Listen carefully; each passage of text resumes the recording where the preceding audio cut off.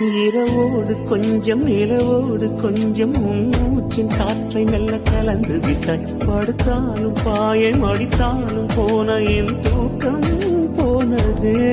கனவென்னும் ஆற்றில் நான் மூழ்கும் போது கரை சேர்க்க நீளும் கரம் உனதல்லவா. நினைவென்னும் தீயில் நான் வீகும் போது மழை தந்தாய் மன்னவா.